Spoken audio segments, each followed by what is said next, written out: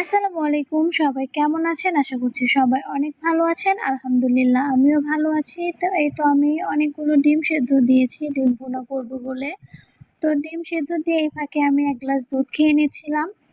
দুধ খাওয়ার পরে আমি তারপরে পেঁয়াজ কেটে নিচ্ছি।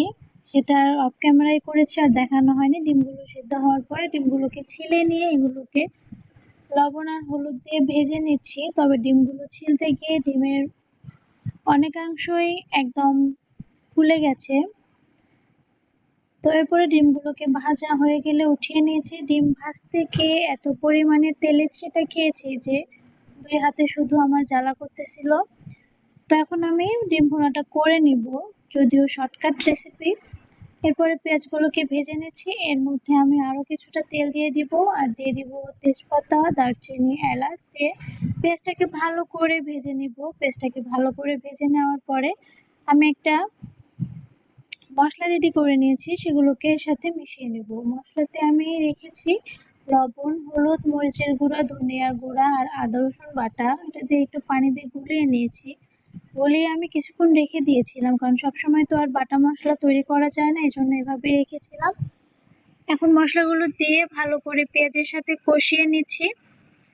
হঠাৎ করেই রাত্রেবেলাতে আমার ডিম ভুনা খেতে ইচ্ছে করলো, এই জন্য যেই ভাবা সেই কাজ, চলে গেলাম রান্নাঘরে, গিয়ে ডিমটাকে ভুনা করে নিলাম। তো এই তো মশলাটা আমার ভালো করে কষানো হয়ে গেছে। এখন এর ভেতরে ডিমগুলো দিয়ে আবারও ভালো করে কষিয়ে নিয়ে পানি দিয়ে রান্না করে নিব।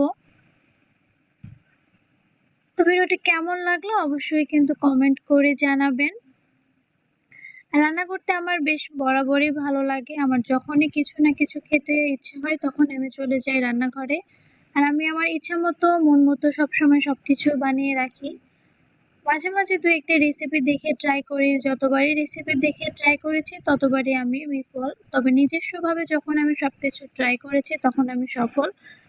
তো এই তো ডিমগুলোকে ভালো করে মশলার সাথে কষিয়ে নিয়ে এখন এর ভেতরে পানি দিয়ে দিব। পানি দিয়ে এটাকে ভালো করে রান্না করে চুলা থেকে নামিয়ে নিব।